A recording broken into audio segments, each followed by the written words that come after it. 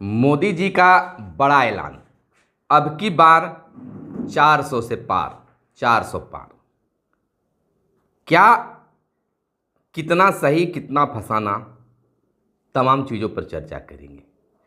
25 seat वाले आंध्र प्रदेश में पिछली बार नहीं खुला था खाता और 75 से अधिक सीट जीतने की उम्मीद कर रही है उत्तर प्रदेश में। 15 और सीटें जीतने के साथ आंकड़ा 33 तक पहुंचने की उम्मीद लगाए हैं बंगाल में। तो वहीं 21 सीट राजग के खाते में आ सकती है उड़ीसा में। यह बहुत सारी बातें हैं। कैसे 400 से पार या 400 से पीछे की आंकड़ा लोगों के सामने है। खैर, बात कुछ भी हो, लेकिन 400 के अब की बार 400 के पार यह लोगों के जुबान तक आ गई है। जिस तरह से मोदी की गारंटी और अब की बार 400 के पार ट्रेंडिंग में चल रहा है, तो क्या यह ट्रेंडिंग वोट में बदलेगा या नहीं? नमस्कार, मैं हूं आपके साथ सुनील बॉबी और आप इस समय देख रहे हैं मगध संवाद। चुनाव में बहुत तरह की चर्चाएं आपको देखने, सुनने, जानने के लिए मिल रहे होंगे, लेकिन मोदी की गारंटी और अब की बार 400 से पार यह ट्रेंडिंग वाक्यांश जो है, लक्ष्य भी कह सकते हैं, यह भी आज पूरे देश में चर्चा का विषय बना हुआ है। देश के लगभग 1 दर्जन राज्यों में अधिकांश सीटें जीतने वाली भाजपा ने राजग के लिए अब की बार 400 का पार लक्ष्य रखा है या किया है। इस बड़े लक्ष्य वाला मुकाबला इसलिए भी रोमांचक होता नजर आ रहा है क्योंकि पिछले प्रदर्शन के आधार पर विपक्षी खेमा भाजपा के लिए जिन राज्यों को आपदा बता रहा है, भाजपा के रणनीतिकार वहीं सीटें बढ़ाए जाने की गुंजाइश को अवसर के रूप में देख रहे हैं। आपको बता दें कि नई संभावनाओं वाले राज्यों में जिस तरह के राजनीतिक और सामाजिक समीकरण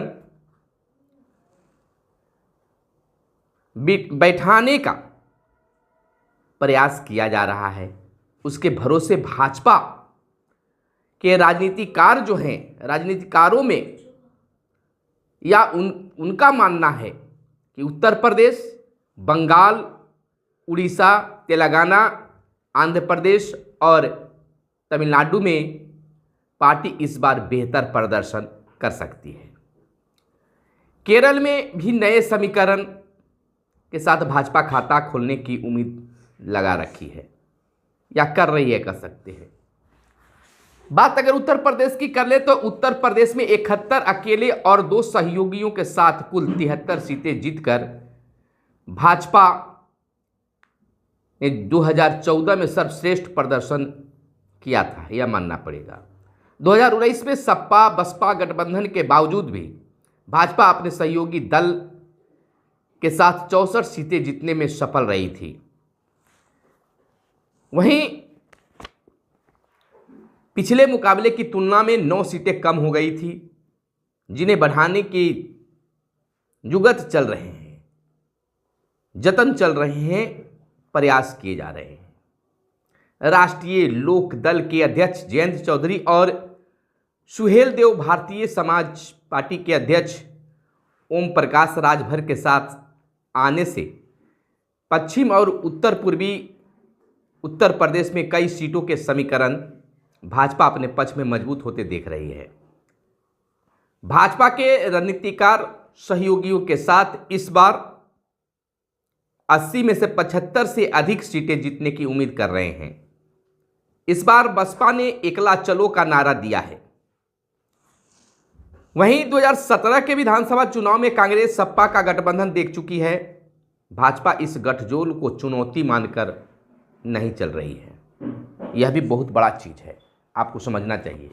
टीएमसी प्रमुख ममता बनर्जी की ओर से बंगाल की सभी 42 सीटों पर उम्मीदवार खड़े करने से साफ हो गया है कि इस बार भी मुख्य मुकाबला भाजपा टीएमसी में होगा। यानी भाजपा और टीएमसी के बीच सीधा मुकाबला होगा।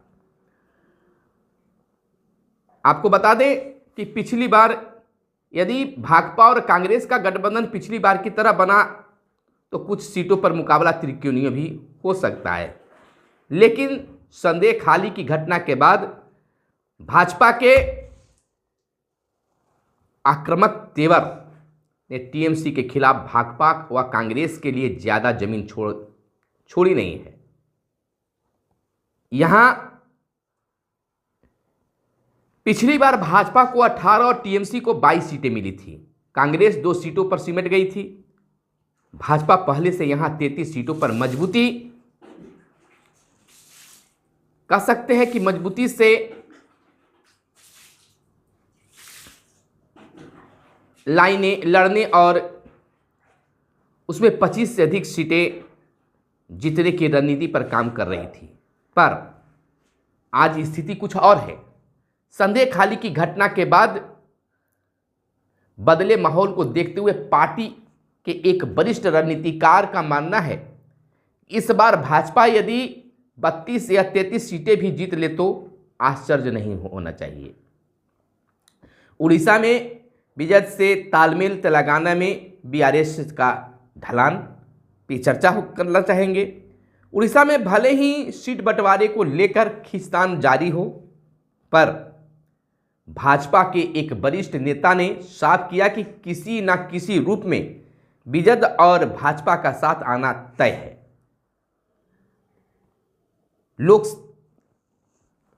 लोकसभा की 21 सीटों वाले उड़ीसा में भाजपा के पास अभी फिलहाल जो है 8, बीजेपी के पास 12 और कांग्रेस के पास 1 सीट है। यदि बीजेपी और भाजपा साथ मिलकर चुनाव लड़ते हैं तो 21 सीटें राजग के खाते में आ सकती है। इसी तरह से बात कर ले तेलंगाना में, तो तेलंगाना में विधानसभा चुनाव में हार के बाद बीआरएस का ग्राफ तेजी से गिर रहा है, यानी कि ढलान पर है, और मुकाबला भाजपा कांग्रेस के बीच होने की बातें आ रही है। बीआरएस के 2 सांसद भाजपा में आ चुके हैं और पार्टी ने उन्हें टिकट भी दे दिया है। तो पार्टी में इस तरह की बातें आ रही है। तो इधर पार्टी सूत्रों की अगर बात माने, पार्टी सूत्रों का दावा है कि बीआरएस के 4-5 और सांसद संपर्क कर रहे हैं। 2019 के लोकसभा चुनाव में भाजपा 4, कांग्रेस, मैंने कहने का तात्पर्य हो कि भाजपा 4, कांग्रेस 3 और बीआरएस 10 सीटें जीती थी। भाजपा के रणनीतिकारों का मानना है कि बीआरएस की काफ़ी कम सीटें आएगी, वहीं कांग्रेस और भाजपा की सीटों में बढ़ोतरी होगी। नई परिस्थितियों में भाजपा अपने दम पर तेलंगाना में 8 से 10 सीटें जीतने की उम्मीद कर रही है। बात अगर आगे की करें, आंध्र प्रदेश में तेदेपा का साथ, तमिलनाडु से मोदी ने जोड़े हैं कई तार। तो बात 2019 में तेलुगु देशम जो पार्टी है, यानी तेदेपा राजग से बाहर थी और लोकसभा की 25 सीटों वाले आंध्र प्रदेश में भाजपा खाता तक खोलने में विफल रही थी। ये आप तमाम लोग जानते हैं। इस बार तेदेपा राजग में आ चुकी है और भाजपा को 6 सीटें गठबंधन में मिल रही है। पिछली बार अकेले दम पर तेदेपा 3 सीट ही जीत पाई थी। इस बार राजग गठबंधन में आईएसआर कांग्रेस को तगड़ी चुनौती मिलने की उम्मीद जताई जा रही है। भाजपा यहां गठबंधन के सहयोगियों के साथ 15 से अधिक सीट जीतने की उम्मीद कर रही है। आंध्र प्रदेश की तरह भाजपा 2019 में तमिलनाडु और केरल में खाता खोलने में विफल रही थी। तमिलनाडु में 39 में 38 सीटें द्रमुक और कांग्रेस के साथ उनके सहयोगियों को मिली थी, जबकि 2014 में इसके ठीक उल्टा परिणाम आया था। तब भाजपा और एआईएडीएमके का गठबंधन सभी 39 सीटें जीतने में सफल रहा था। तमिलनाडु की पुरानी परंपरा को देखते हुए इस बार एआईएडीएमके गठबंधन को ज़्यादा सीटें मिलने की उम्मीद जताई जा रही थी, पर एआईएडीएमके राजग से नाता तोड़ लिया था उस समय। जयललिता और के करुणानिधि जैसे नेताओं के अभाव में होने जा रहा इस चुनाव में जमीनी मुद्दे हावी रहने की उम्मीद है। प्रधानमंत्री नरेंद्र मोदी के तमिलनाडु के लोगों के साथ दिल के तार जोड़ने और तमिल संस्कृति व विरासत को सहेजने की कोशिशों के साथ ही भाजपा प्रदेशाध्यक्ष अन्नामलाई के जमीनी स्तर किए गए कामों को देखते हुए भाजपा के वरिष्ठ नेता तमिलनाडु से चौंकाने वाली नतीजे आने का दावा कर रहे हैं। AIMDK जो गुट है भाजपा समझौता करने की कोशिश कर रही है। तमिल मलेडा कांग्रेस राजग में शामिल हो चुकी है। इस स्थिति में लगातार जो है भाजपा इस उम्मीद में है, बिहार में भी 40 में से 39 सीटें भाजपा जीती थी। इस बार फिर जदयू और भाजपा और अन्य दलों के साथ गठबंधन है। प्रयास किया जा रहा है कि यहाँ से भी लगभग उतना सीट आ जाएगा। तो कहीं न कहीं इस बात पर मोदी जी का जो मानना था, उनकी ट्रेंडिंग जो है अब की बार 400 पार, तो केरल में भी तीसरी ताकत का उभार होगा। केरल में तीसरी ताकत का भी उभार हो सकता है और वहाँ भी एक अच्छी उम्मीद के साथ भाजपा आगे बढ़ रही है। अब तो तमाम चीज़ें जो हैं वह वक्त पर, समय पर पता चलेगा कि कितना कुछ है, लेकिन यह यूं ही कहा जा रहा है कि भाजपा फिर जरूर सरकार बना पाएगी। लेकिन अब देखना होगा कि गणित क्या है। फिलहाल हमारे साथ बने रहिए और चुनावी हर अपडेट के लिए आप ज़रूर हमें कमेंट करके बताइए और हर छोटी बड़ी चीज़ों को हम आपके बीच लेकर आते रहेंगे। फिर मिलते हैं, तब तक के लिए दीजिए इजाज़त। धन्यवाद।